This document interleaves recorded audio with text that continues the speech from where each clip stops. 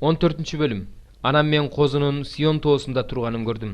Анын жанында чекелерине анын жана атасынын ысымы жазылган 144 000 адам туруптур. Анан мен асмандан суулардын шаркыраганындай, күндүн катуу күркүрөгөнүндөй болгон үндү уктум.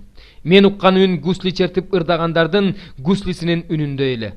Алар тактын алдында, 4 тирүү жандыктын жана аксакалдардын алдында жаңы ырырдап жатышкандай болду. Алырды жер үстүнөн сатылып алынган бул 144 000 адамдан башка эч ким үйрөн алган жок. Булар аял заты менен булганбагандар. Анткени алар аял затына жакындашкан эмес. Алар козугайда гана барбасын, анын артынан ээрчигендер. Алар Кудайга жана козуга арналган адамдардын арасынан сатылып алынган туңгуштар. Алардын оозунан эч кандай жалган сөз чыккан эмес. Алар кемчиликсиз. Анан мен асмандын ортосунда учуп келе жаткан периштени көрдүм. Ал периштеде жер үстүндө жашаган бардык урууларга жана улуттарга, тилдерге жана элдерге таратыла турган түбөлүктүү жакшы кабар бар эле. Ал катуу үн менен мындай деди: Кудайдан корккула, аны даңктагыла, анткени анын соттой турган убагы келди. Асман менен жерди, деңиз менен булактарды жаратканга табынгыла.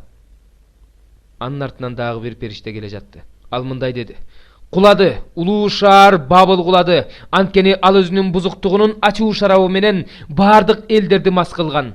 Бул периштенин артынан дагы бир периште келе жатты. Ал катуу үн менен мындай деди: Ким жырткычка жана анын айкелине табынса, анын белгисин чекесине же колуна койдурса, ал Кудайдын каарынын шарабын, анын каары толтурулган чөйчөктөгү таза шарапты ичет. Ал ыйык периштелердин жана козунун алдында отко жана күкүрткө күйүп кыйналат. Алардын кыйналуусунан чыккан түтүн түбөлүккө көтөрүлүп турат.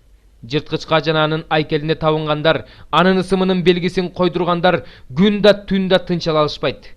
Бул жерде Кудайдын осуяттарын аткарган жана Ыйсага болгон ишенимди сактаган ыйыктардын чыдамкайлыгы талап кылынат. Анан мен асмандан сүйлөгөн үндү уктум. Ал үн мага мындай деди: Жаз, ушул учурдан баштап теңирге таандык болуп өлгөндөр бактылуу. Ооба дейт рух, алар өздөрүнүн иштеринен эс алышат, иштери алардын артынан барат. Анан мен ак булутту көрдүм. Анын үстүндө адам уулуна окшогон бирөө отуруптур. Анын башында алтын таажы, колунда курч орок бар экен. Ибадатканадан бир периште чыгып, булуттун үстүндө отурганга катуу үн менен мындай деди: Орогуңду шилтеп оро башта, анткени түшүм жыйноо убагы келди, себеби жер үстүндө эгин бышты. Ошондо булуттун үстүндө отурган колундагы орогун жерге шилтеди эле, жер орулуп калды. Асмандагы ибадатканадан дагы бир периште чыкты. Анын колунда да курч орок бар экен. Оттун үстүнөн бийлиги бар бир периште курмандык чалынуучу жайдан чыгып, курч ороктууга катуу үн менен мындай деп кыйкырды: Курч орогуңду ал да жер үстүндөгү жүзүм шиңгилдерин кес, анткени жүзүм бышты. Ошондо периште орогун жерге шилтеди да, жер үстүндөгү жүзүмдү кесип, Кудайдын каары толтурулган жүзүм сыгылуучу жайга ыргытты. Жүзүм шаардын сыртындагы жүзүм сыгылуучу жайда тебеленди.